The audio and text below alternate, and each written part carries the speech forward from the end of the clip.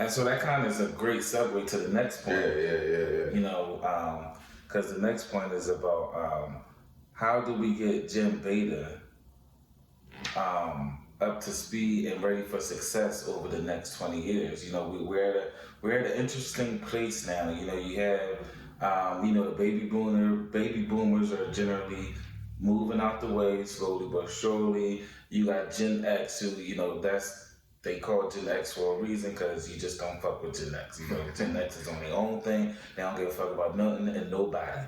And they was just gonna do their thing and leave them fucking alone. That's why we ain't had no Gen X president, ain't no Gen X governors. They don't give a fuck. Then you got the millennials. Now the millennials been around long enough to now are in a position where they have some wisdom, and we're at a position in life where there's an opportunity to kind of turn this down spiral of our civilization. You know, where our intellectual and a lot of our ambitious ideology is really, going down a rabbit hole for the worse. You know, we're not, selecting the jobs and careers that will provide substantial futures for us.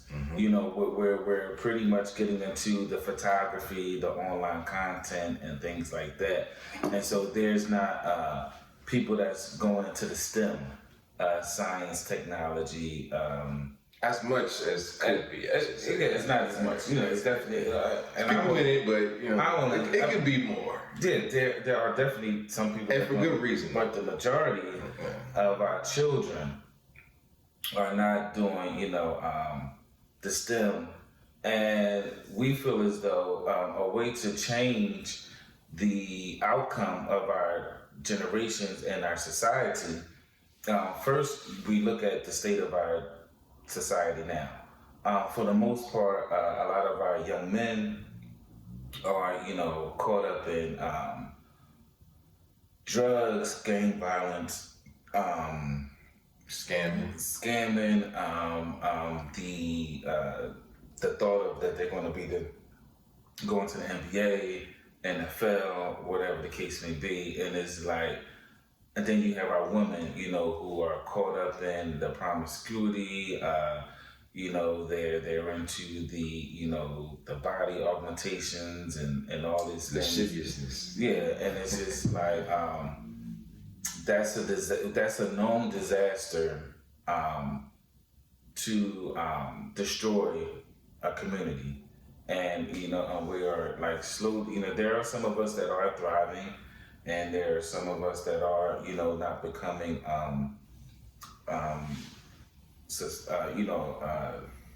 they're not, becoming a prisoner of this ideology and this whole social media thing.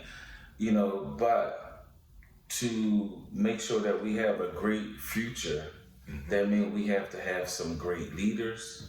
That means we have to have some great households. And it's going to have to start with us. I believe making like STEM, a necessity in the upbringing of the kid. And the kid can always decide what they want to do, when they get older. But when they get older, they will be making a more educated decision on where they want their life to be and where their life to go. Now letting kids being able to choose their gender and, all this stuff, and they could just do what they want to do. Anything. Just do anything, just, with no guidance, with no cultivation, with no wisdom, not wisdom from my generation, but wisdom enough to know that I can see that you have great proclivities and tendencies to be a scientist, an engineer, a mathematician, a doctor, a lawyer, a real estate guru. You could be, a lot of the kids are into gaming. Right, that's what I say. A lot of kids are into gaming. And it's our responsibility to see that and kind of facilitate the path for them to go that way. You know, a lot of parents are upset that, you know, a lot of parents and people are upset about their kids and spouses, you know, just playing games all day long. You know, it's very advantageous as us as the parent or the older person to kind of, you know, get them into maybe classes and programs that will take that interest of games and playing games. Now you're the biggest creator of games. Right. You know, you're the next EA Sports. EA Sports is in the game. Do they even still do EA Sports? Bro, I just saw, they do, but I just saw a documentary on Amazon Prime that talked about, like I said, they talked about building the Madden football game back when they first started. But again, as I'm looking at it, I'm thinking about everything kind of like we've been discussing on this specific topic in regards to STEM, because again, and you know what we mean by STEM: science, technology, engineering, mathematics. And every aspect of life has a STEM component to it. We just aren't exposing the kids to it. Right. So to your point, it's going to start with us molding and preparing, you know, GenBeta for this future that's going to be highly driven by digital technologies. Again, they're not going to have the life that we had. So that's why, again, we have to start elevating our language and understand that we can't use this word should, because all we can do by giving them our experiences, they can just recreate what we've created, what we've already done. That's all we can do in that regard. So that's why we will be inventing from the unknown. You know, we will be inventing from something that doesn't exist. You know, we won't have quote unquote advice about how they're going to be able to do this, because again, it hasn't been done before. But that's nothing to be afraid of. You know, that's something to be embraced, because it's a great opportunity. And I personally, I think a lot of people are afraid of that power, because it requires them to take a level of command of their life.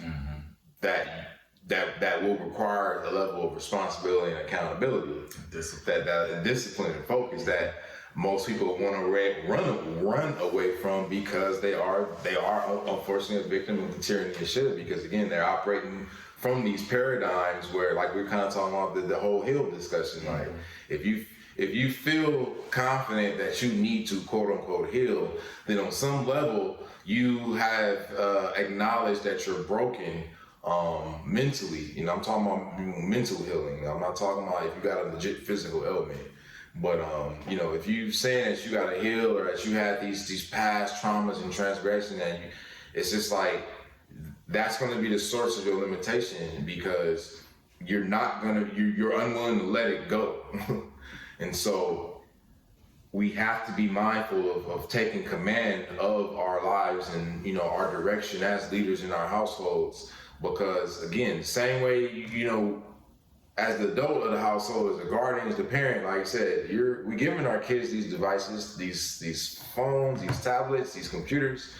But again, it's like we're not giving it to them with a sense of structure in mind. So it's like for every hour that you give it to them, make them earn it. You know what I'm saying? Like, oh, you want an hour of fun time on the tablet, and all right, you gotta, like you said, you gotta read a book. You know what I'm saying? You gotta read for an hour, or you gotta do. So it's like, but as a parent, we have to take command and know that. Again, if us raising these kids is just giving them a phone just to distract them, then how much time are we missing out on from exposing them to these things? Like I said, you see if they like playing video games, well, how about for every hour of video games they want to play, they have to learn how to build a video game. Spend an hour doing that, you know what I mean?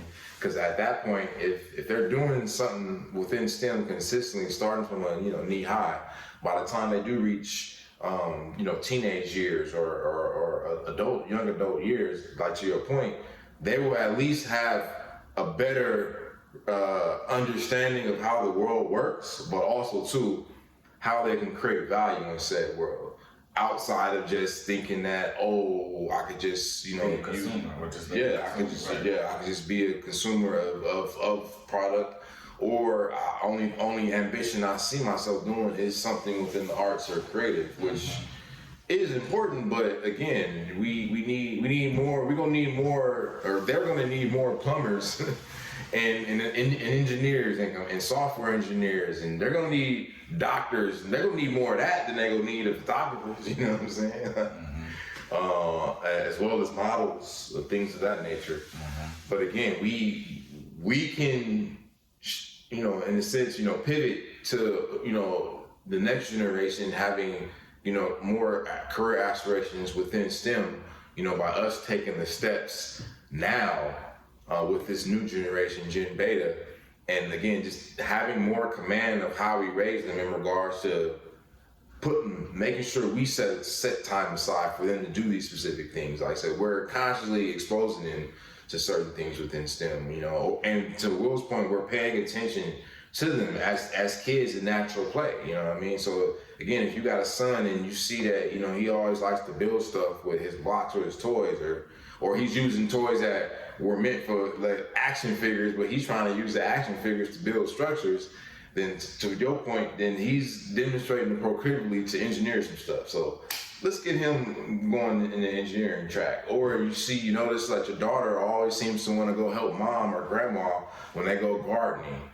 So that must mean that she might have some sort of proclivity for botany or some sort of earth science. So let's get her going in that direction. She might be the person that solved the issue with the salt water in the ground, right? How to repurpose salt water, right? Come out and be like, you know what? If you do this, you can use the water from the ocean to put out the fires and not destroy the land. Yes, I definitely agree, and it's not. You're not necessarily like. I just want to be clear. It's not that you're making the kid do something. You're just giving them the tools at an early age. Where they don't have a say so, where they don't have, training them all the options. Like you're training them. You're instilling greatness in them at the end of the day. So when it is time for them to start thinking objectively and independently, they have a good mind, not a helpless, not a dull mind that's been dulled by iPhones, iPads, social media, aimless scrolling. They just like robots, just like whatever the feed said, that's what I'm gonna do. I'm willing to bet, because they are doing these studies now, but I'm willing to bet within the next 5 to 10 to 15 years, we're gonna start seeing studies about the negative and detrimental effects of kids, and by kids I'm talking about like babies, getting shrink time. Because I recently saw a video of the baby had to have been like no more than 5-6 months. It was old enough to where it could just sit up. You could just tell it was still it had to, but it was like the mom had the phone, and then the mom took it, and the baby started hysterically crying like it was a tantrum. And the mom gave it back, and the kid was cool. Took the phone away. So it was like at 5, 6, 7 months, the kid was already addicted to the screen. And I remember we talked about, even though that those kids don't have language yet in regards to like understanding words, they still got the visual language of imagery. Yeah. So like they are still able to use these phones to figure out how to use them to get to what they want to. And in most cases, it's something on YouTube, ironically. But again, they know how to use the phone without knowing how to speak a word or identify a word or use. But it's like they just know how. So that lets me know that, okay, again, the kid is always learning, and they're just replicating. Again, what they're seeing in their environment, because again, they see the parent on the phone, scrolling up and down, so they think that's what they're supposed to be doing. So just imagine if they see the mom with a book or the dad with a book. And like you said, it ain't got to be all day, every day, but it needs to be, they need to see that. And I think that's what we as adults kind of don't take into consideration. And we kind of like take for granted is we just think that us telling them what to do is enough. Yeah. But it's like, no, yes, we need to tell them, but they also need to see us doing the things that we're telling them to do, because we got to be mindful of the human element here. Yeah, and we got to be mindful of our contribution. And get away from being lazy. These devices occupy the child, but you can't let it raise the child.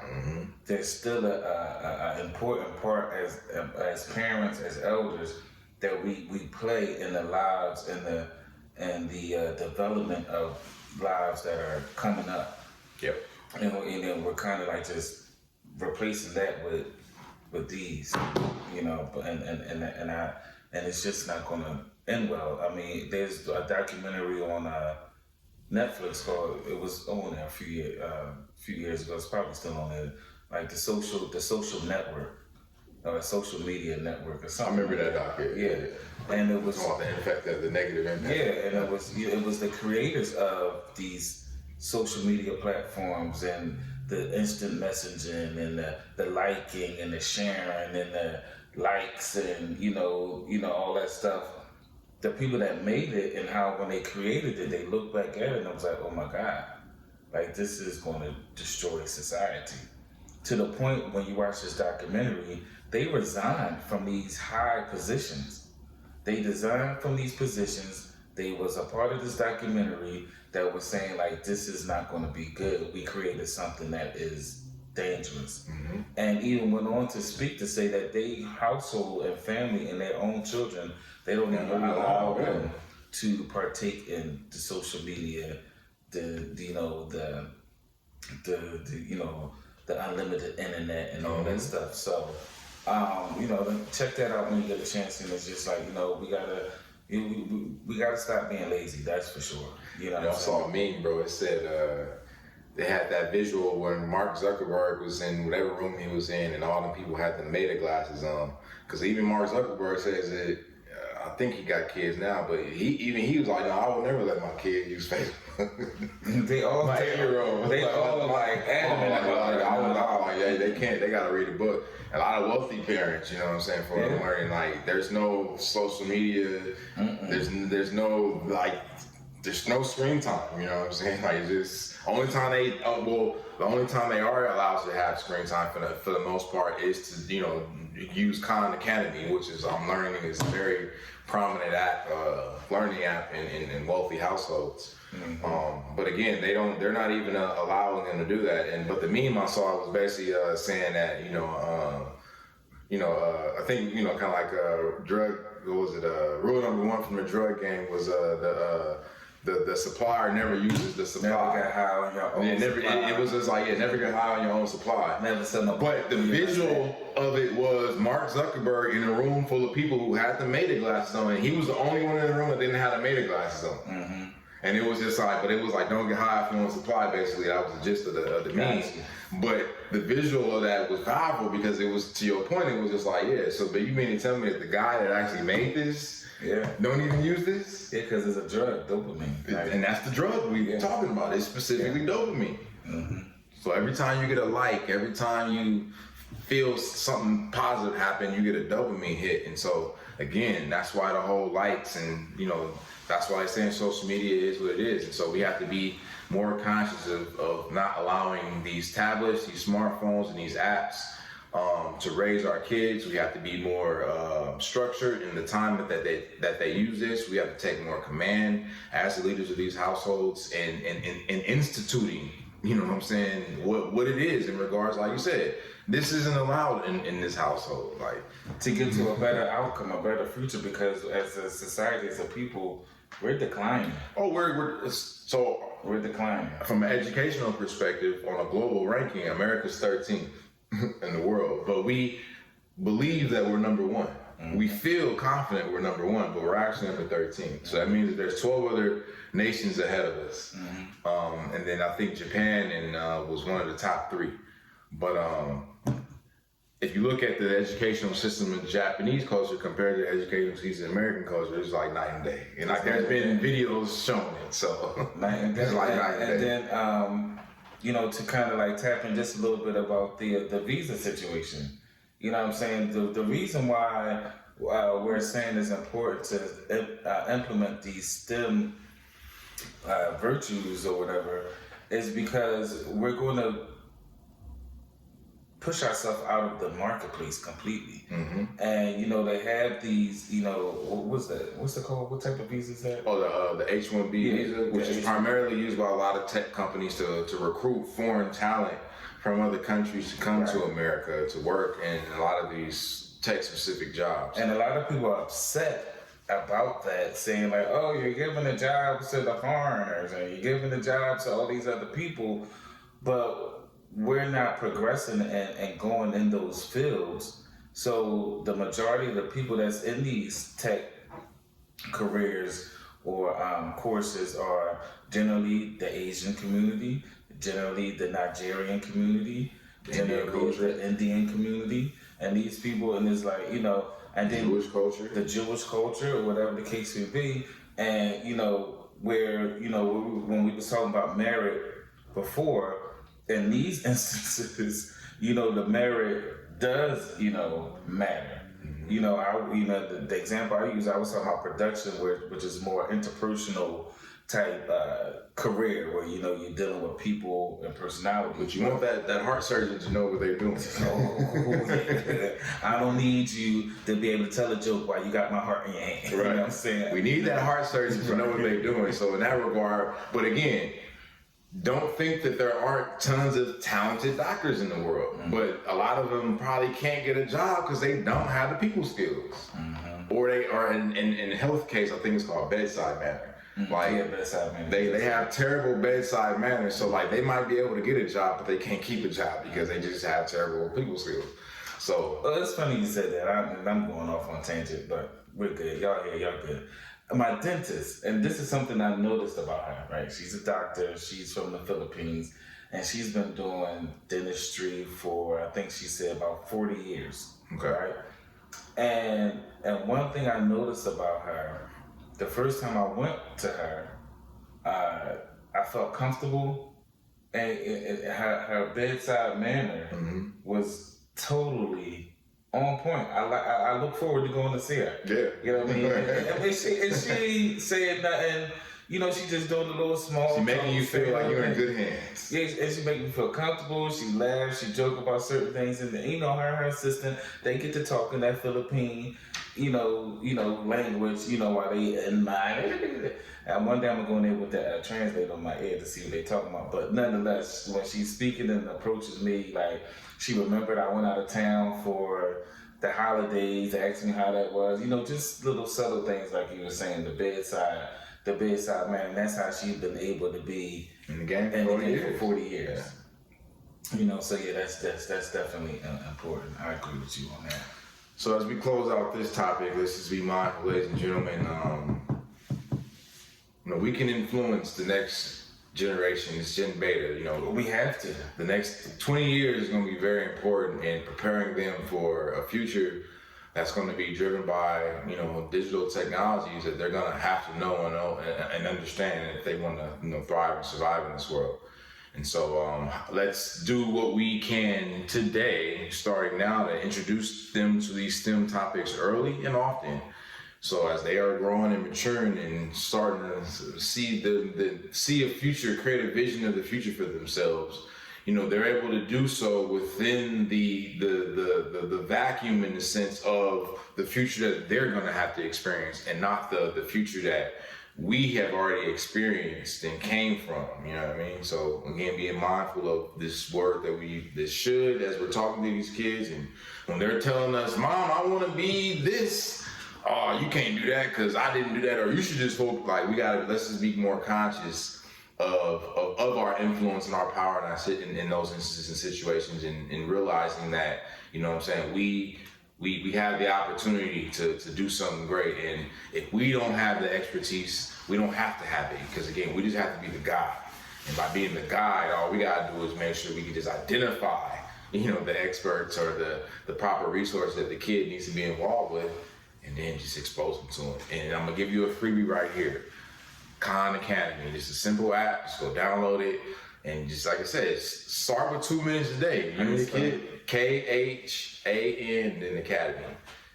So and again, shouts out Sean August on the 2 minute rule, and just start with 2 minutes. And like, again, I encourage you to start this journey off with your kid when they're small, ideally. But if they're 14, then now here's something that you and your kid can do. But nevertheless, start small. So again, start for 2 minutes, but again, it's a committed 2 minutes. So every day, find 2 minutes a day for you and your child. or you and your household to come together and then just talk about this topic. Talk about STEM for 2 minutes a day. Go from there.